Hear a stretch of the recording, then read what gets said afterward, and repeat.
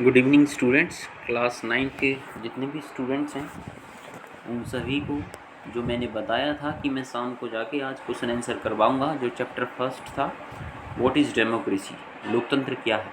ठीक है, तो व्हाट इज़ डेमोक्रेसी या डेमोक्रेसी के बारे में मैंने क्लास में आपको अच्छी तरह से पढ़ाया था कि लोकतंत्र क्या होता है। ठीक है, तो यार हम कुछ क्वेश्चंस को देखते हैं, उसके बाद हम कुछ एक्स्ट्रा क्वेश्चन मैं क्लास में करवाऊंगा, क्योंकि ये क्वेश्चन जो है ज़्यादातर इनमें एग्ज़ाम में नॉर्मली आएंगे 2 से 3, बाकी जो आएंगे वो मैं क्लास में भी करवाऊंगा।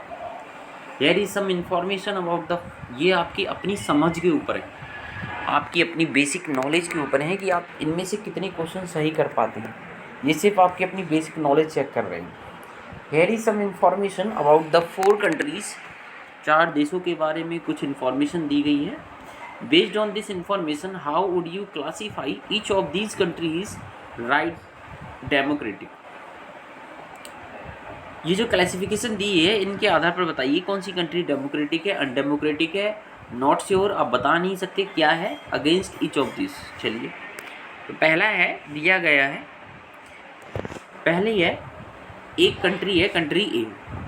People who do not accept the country's official religion do not have right to vote। एक देश है जो उस देश के जो नागरिक हैं ना बच्चों, उस देश का एक ऑफिशियल रिलीजन भी है, उसका एक निश्चित धर्म भी है। ठीक है, that is the official religion of that particular country.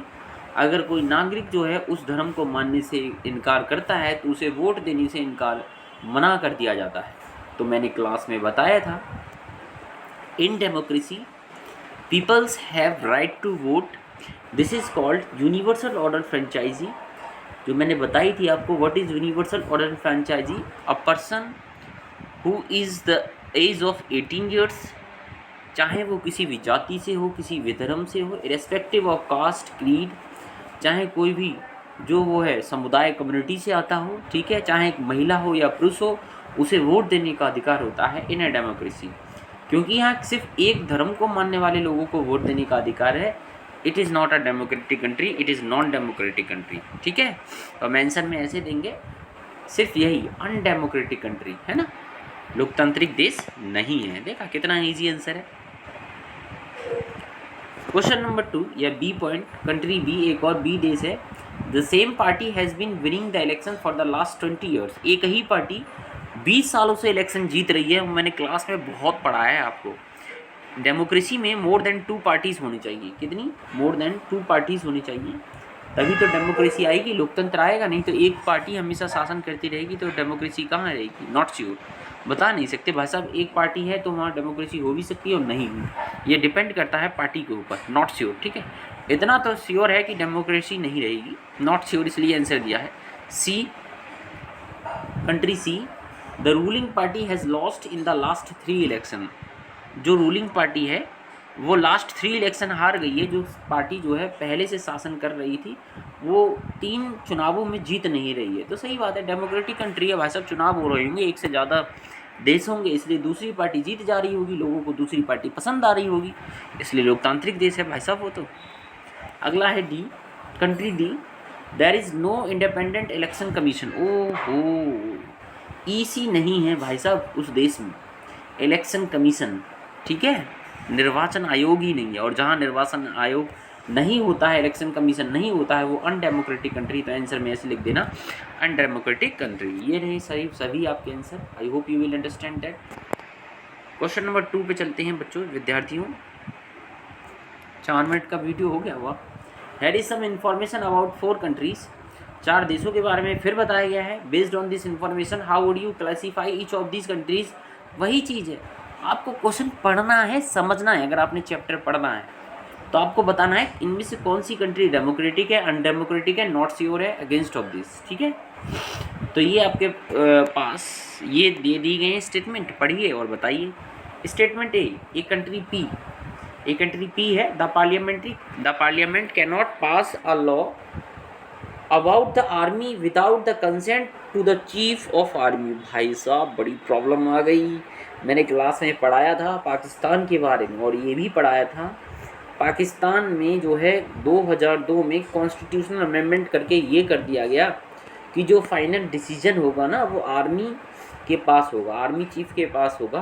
तो इसलिए वो चाइना जो है पाकिस्तान जो है democratic country, fully democratic country नहीं है। तो वही ये है, थोड़ा देखो यार। The parliament cannot pass a law about the army without the consent of the chief of the army. जहाँ पे भी आर्मी आए तो आप आंसर क्या लगाओगे? Undemocratic country. जहाँ पे आर्मी की बात आए यानी कि लोगों की बात नहीं हो रही, इसलिए अनडेमोक्रेटिक कंट्री है। ठीक है, आगे चलते हैं मेरे प्यारे विद्यार्थियों। कंट्री क्यू लेते हैं हम। एक कंट्री क्यू है, the parliament can not pass a law reducing the power of the judiciary. एक पार्लियामेंट है, जुडिशियरी के पावर को कम किए हुए बिना लॉ पास नहीं कर सकता है। ठीक है, तो सही बात है, डेमोक्रेटिक कंट्री है। एक पार्लियामेंट, किसी देश का पार्लियामेंट है, वो जुडिशियरी को जो है कम नहीं, उसके पावर को कम नहीं कर रहा है। जुडिशियरी मतलब न्यायपालिका, मतलब कोर्ट, हाई कोर्ट से, ठीक है, सुप्रीम कोर्ट, ये सब समझ लो, न्यायपालिका, जुडिशियरी। तो हमने पता है कि जो डेमोक्रेसी जो होती है, ठीक है, जो शक्तियों का विभाजन होता है किसमें? डेमोक्रेटिक गवर्नमेंट में, जिसके 3 अंग होते हैं। ठीक है भाई साहब, पावर शेयरिंग जो हमने पढ़ा है डेमोक्रेसी में, एक तो लेजिस्लेचर होता है आपका, एक लेजिस्लेचर होता है, अगला होता है आपका एग्जीक्यूटिव, कार्यपालिका, और तीसरा होता है आपका जुडिशियरी, न्यायपालिका।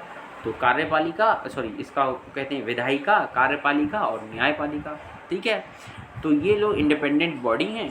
तो इसका मतलब सही है भाई साहब, डेमोक्रेटिक कंट्री है वो। जो क्यू कंट्री जो है डेमोक्रेटिक कंट्री है, क्योंकि वहाँ पर कोर्ट की शक्तियाँ जो है उस पर जो है पाबंदी नहीं लगाई जा रही है।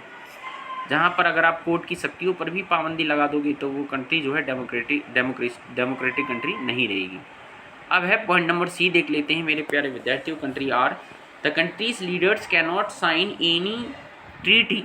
कंट्री के लीडर्स जो है किसी भी जो है ट्रीटी मतलब होता है संधि, ठीक है, जो दो देशों के बीच होती है, माल व्यापार को लेकर या किसी भी रक्षा से संबंधित चीज़ों को लेकर, किसी भी चीज़ को लेकर हो सकती है, जिसमें लोग जो है हथियार भी खरीदते हैं, एक देश के साथ दूसरे देश के साथ व्यापार भी करते हैं, उसको ट्रीटी कहते हैं। तो आर एक कंट्री है, the countries leaders can not sign any treaty with another country. कोई भी संधि जो है उन्होंने हस्ताक्षर नहीं की है किसी भी संधि पर, without taking permission from its neighbouring country. ठीक है, बिना अपनी नाइबरिंग कंट्री के उन्होंने किसी भी ट्रीटी पर जो है हस्ताक्षर नहीं करने हैं, और नॉर्मली वो व्यापार कर रहे हैं, तो ऐसी कंडीशन में अनडेमोक्रेटिक कंट्री रहेगी, आपको हस्ताक्षर करने होंगे कोई संधि पर। ठीक है, डी कंट्री एस के बारे में पढ़ रहे हैं। All the major economic decision, जितने भी मेजर इकोनॉमिक डिसीजन होते हैं, बड़े बड़े जो है आर्थिक जो निर्णय लिए जाते हैं about the country, are taken by the official of central bank which the minister can not change. भाई साहब यही प्रॉब्लम हो गई, एक देश के जितने भी बड़े आर्थिक निर्णय लिए जाएंगे सेंट्रल बैंक के ऑफिशियल लेंगे, ठीक है, और जिसके मिनिस्टर को कभी बदला नहीं जा सकता है। बस अनडेमोक्रेटिक आंख मीच के लगा दो भाई साहब। डेमोक्रेसी में जो है leaders should be change in a different time period. Leaders जो होते हैं, रिप्रेजेंटेटिव जो होते हैं, बदलने चाहिए, इसलिए अनडेमोक्रेटिक लगा कर निकल लो उसका आंसर।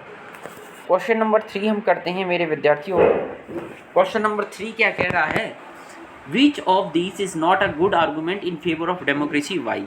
सिर्फ आपकी अपनी समझ पर आंसर देने हैं, आपको लिखना नहीं है, क्वेश्चन को पढ़ना है, बताना है। कह रहा है इनमें से एक अच्छा आर्गूमेंट नहीं है इन फेवर ऑफ डेमोक्रेसी, डेमोक्रेसी के फेवर में, ठीक है, उसके खिलाफ नहीं, उसके फेवर में, वाई नहीं है। ठीक है, तो इसमें से कुछ आर्गूमेंट जो है डेमोक्रेसी के साथ होंगे और एक आर्गूमेंट डेमोक्रेसी के साथ नहीं होगा, लोकतंत्र के साथ नहीं होगा, तो वही आपका आंसर है। तो सोचो, people feel free and equal in democracy, yes.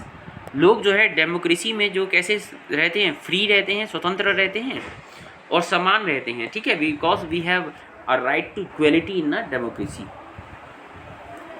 लोकतंत्र में सभी व्यक्तियों को समान अधिकार है। ठीक है, बी, इसका मतलब ये तो आंसर हो ही नहीं सकता। ठीक है, democracy resolve the conflict in a better way than other, सही बात है। डेमोक्रेसी जो है लोगों के बीच जो मतभेद होता है उसे अच्छी तरह से सुधारता है। Democratic government is more accountable to the people, ये भी सही है। लोगों के प्रति उत्तरदायी होती है। ये ट्रू एंड फॉल्स की तरह है, या बहुविकल्पीय क्वेश्चन है आपका। Democracies are more prosperous than other, नहीं भाई साहब ये तो नहीं हो सकता। जो डेमोक्रेसी जो होती है, जो लोकतंत्र होता है, उसमें जो देश होता है वो ज़्यादा प्रॉस्पेरस मतलब अमीर होता है, ऐसा तो नहीं है भाई साहब कहीं। तो ये नहीं है, तो इसका यही राइट आंसर है। ठीक है, अगेंस्ट पूछ रहा है ना आपको, तो आपने अगेंस्ट बता दिया बस। अब इसमें लिखना भी है, वाई भी आंसर है। ठीक है, आपको बताना भी है क्यों। तो चलिए बता दीजिए कुछ लाइन लिख के, कुछ लाइन लिख लीजिए। Democracies are more prosperous than other is not a good argument in favour of democracy. भाई साहब ये आंसर कैसे हो सकता है? ठीक है, इन फेवर ऑफ डेमोक्रेसी, यानी कि जो जहाँ जितने भी लोकतांत्रिक देश हैं वो देश अमीर हैं? नहीं, ऐसा नहीं है। There are example of countries being democratic but not as prosperous other countries which are not democratic. कुछ एग्जाम्पल हैं डेमोक्रेटिक कंट्री के, लोकतांत्रिक देश के। ठीक है, वे प्रॉस्पेरस नहीं हैं ऐसे देशों की तुलना में जो देश नॉन डेमोक्रेटिक हों। ठीक है, अमीर नहीं है, ज़रूरी नहीं है। ठीक है, आगे चलते हैं स्टूडेंट्स, प्यारे विद्यार्थियों। Democracy means that the normal citizen of the country is involve in the decision making. Democracy का मतलब सिर्फ ये होता है कि जो साधारण नागरिक हैं, किसी भी देश के जो साधारण नागरिक हैं, ठीक है, वो डिसीजन मेकिंग में के प्रोसेस में जो है क्या ले रहे हैं, भाग ले रहे हैं, और जो लीडर्स को जो है चुन रहे हैं। ठीक है, it does not necessary guarantee the prosperity, इसलिए ये जो है समृद्धि की जो है गारंटी नहीं देता है कि प्रत्येक नागरिक जो है अमीर होगा। As there are other factor like geography, economical capacity, government policies and human policies. तो प्रॉस्पेरिटी के लिए उस देश की ज्योग्राफिकल फैक्टर देखे जाते हैं, आर्थिक व्यवस्था भी देखी जाती है कि व्यापार कैसा है, गवर्नमेंट पॉलिसीज़ भी देखी जाती हैं, सरकारी नीतियाँ भी देखी जाती हैं, इन सब चीज़ों को देखा जाता है। और लास्ट में हम ये भी देखते हैं कि ह्यूमन रिसोर्सेज कैसे हैं और मिनरल रिसोर्सेज भी कैसे हैं। ठीक है, ये सब देखते हैं। क्वेश्चन नंबर 4 चलते हैं स्टूडेंट्स। क्वेश्चन नंबर 4 करते हैं, क्या कह रहा है question number 4। Each of this statement contains a democratic and undemocratic element, right out to separately for each statement. दो स्टेटमेंट दिए गए हैं, इनमें से एक डेमोक्रेटिक है और एक अनडेमोक्रेटिक एलिमेंट है, एक लोकतांत्रिक तत्व है और एक अलोकतांत्रिक तत्व है। Right out of the two separately for each statement. ठीक है, दो सेपरेटली एक स्टेटमेंट दीजिए दो के बारे में। तो पहला देख लेते हैं हम स्टूडेंट। पहला एक मिनिस्टर है, ठीक है, एक मिनिस्टर है। A minister is said that some laws have to passed by the parliament in order to confirm to the regulation decided by the World Trade Organization. ठीक है स्टूडेंट, वीडियो लंबा हो रहा है, आप लोग आज इतने ही क्वेश्चन करिएगा। क्वेश्चन नंबर 4 से मैं कल करवाऊंगा। ठीक है।